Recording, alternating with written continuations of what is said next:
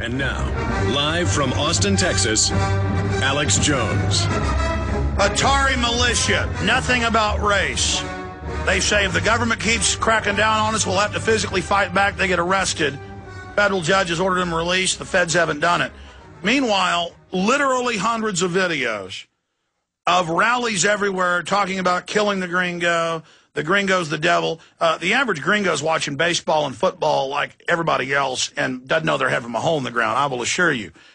But what this is going to do is this is going to make gringos start not trusting Hispanics and Hispanics not like gringos. Can't we see what's happening? Grace, Rand, others. Grace, I'm going to try to shut up for a moment. Make your point from Texas. Go ahead. Yes. We are living the American dream. We've become, my husband and I, part of the upper middle class. This is what the administration doesn't want. Now, that's why they're opening the borders and inciting this kind of fever, because the Hispanics that are living the American dream, who are Navy commanders, who are part of administrations in ISDs, who are teachers now, and we're conservative Republicans, we're the ones they don't like because we want to be just called Americans. Well, in fact, the radical Reconquistas have a word for it. It means rotten fruit in Spanish. And, I mean, do you ever feel pressure to, like, be part of this whole Raza thing? Because that's what this looks like to me. Yes. Down in the valley in Texas, they're all Democrats. And our own family says the only reason you're Republican is because you have money in the bank. And our own daughter is now joining that left-wing radicals in Oakland and San Francisco, and she's joined against us. And we'll never live in Texas because she says we're just a bunch of gun-toting conservative Republicans. Well, since when is it bad to own a gun to protect yourself? That's a basic freedom. Okay, but if you incite riots and if you incite violence among the Hispanics against the gringos, then the government's going to take away those guns. I agree. And, that's a great point. And that's exactly what Hispanics are calling me and warning me about. And that's how I even learned about this many years ago. Grace, God bless you. It is buoying my heart to know that, I mean, I've always told myself, it's maybe 5% of Hispanics that have this view. But now the media is trying to mainstream it to where if you're Hispanic, you've got to have these views. And I'm telling you, it's going to make the gringos who don't think like this start getting paranoid and start becoming racist towards you. And we do not need that. That's why the Hispanic members of Rodriguez's crew called me. They're smart. they said, man, this is... Because they saw non-disclosure agreements, they can't tell me. They just said, look, it's worse than even the trailer. Let's talk to Rand in Texas. Rand, you're on the air. Go ahead. Alex, how's it going today? Not good. Well, the reason I'm calling is because I'm really mad about what I'm hearing out there. Growing up, I'm really from South Texas, but growing up, I've had to deal with the word you were using earlier that you couldn't pronounce, called porcho. That porcho, that's it. Tejano is basically considered a gringo. They say basically I'm as white as you, which I got no problem with that. But all I'm saying is that I'm come from 4 generations of Texans, not Mexicans. And we're basically getting stereotyped and combined with the Mexicans, which I don't agree with. And there's all this racial tension. Alex, all I want to do is basically challenge all the Tejanos out there to stand up for their Bill of Rights and the American freedom. Well, God bless you.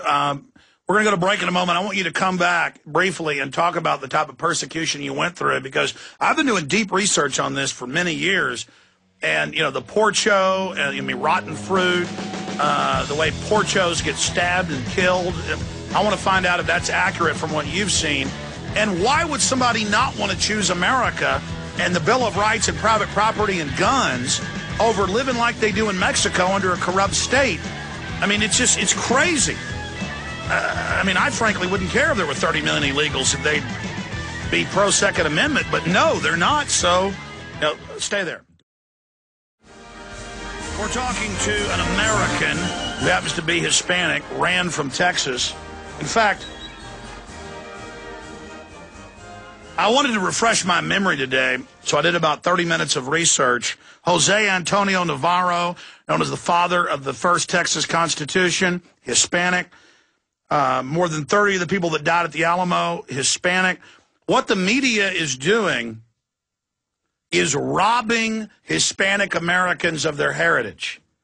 And again, when I was in public school, America's bad, Texas is bad, all these lies, all these distortions. And, of course, there's racist white people and bad stuff that they've done. I stand against them. The point is, Mexico has triple the resources of the United States, conservatively. Oil, gold, timber, the land, the fertile soil. They have more billionaires than the U.S. does, but the poorest population. And what you've got is this Mexican elite teamed up with the globalists that love to use racial division because they don't want 30-plus million illegals that come here to learn about the Second Amendment and private property. That's why the big universities are teaching them communism. And I played a clip last hour of a Hispanic teacher in California with his students up there saying, whites are devils, we're going to get them, we're communists, we're taking over. But he tells the truth. He says, whites don't dislike us because we're brown. They dislike us because we're communists. Well, why would you want to be a communist? I love the fictional character Tony Montana. He doesn't like communism or slavery. But Rand brought up the term, it's porcho or rotten fruit or the Hispanic Uncle Tom. How are you an Uncle Tom if you want to own your own property and not have an El Jefe shaking your family down for money? Or because you own a firearm, which you can't do in Mexico. This is so elementary. Again, the new film Machete coming out, Robert Rodriguez says the border we didn't cross the border, it crossed us. They cut to all these white actors, Robert De Niro, Don Johnson saying racist things about Mexicans. Again, false flagging white people.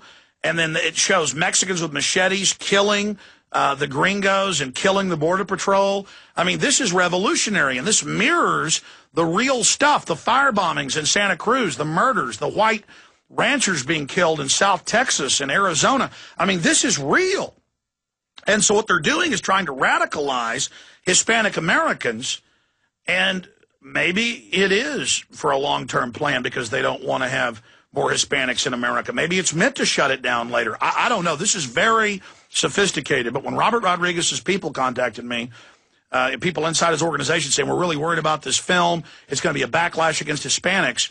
Well, I mean, you can tell why, because it dovetails with all of this racist garbage that's being spewed out here. Rand, for stations that just joined us, some stations don't carry that first 5-minute segment. Recap what you went through as a Hispanic American who saw himself as an American, because the last lady was saying the same thing for her. She sees herself as a pro-property rights, Second Amendment Hispanic American, and so her own daughter is coming against her saying, you got to join the Raza. Go ahead, sir. Wow, Alex, I just want to state again, growing up in South Texas, actually North Central Texas, I went through that persecution. Basically, Mexican people asked me, well, what part of Mexico are you from? When I said, well, I'm an American, they basically took that as an insult and called me a pocho. And pocho, I said, what is a pocho? They said, well, a pocho is basically a white boy. I guess, well, if that's the title you give me, I guess that's what it is, just because I am American. I don't have any roots in Mexico. I have nothing against the Mexican people. I have nothing against Mexican people being here legally, paying their taxes just like I do.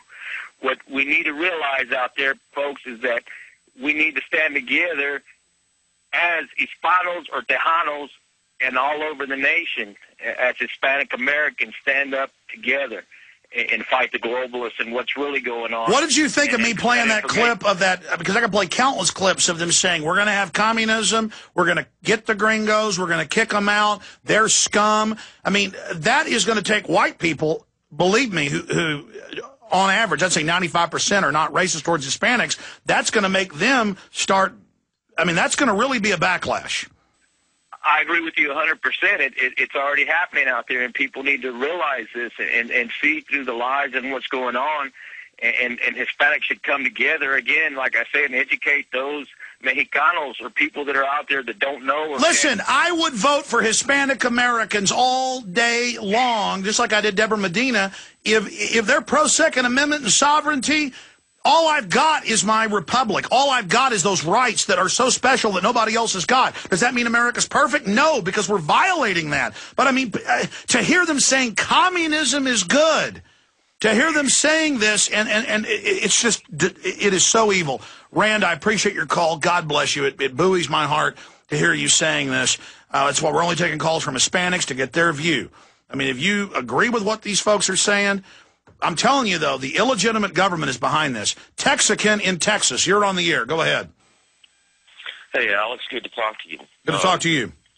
Last time I saw you was at End of Fed here in Dallas, and I really wanted to go say hi to you, but there's so many people around you.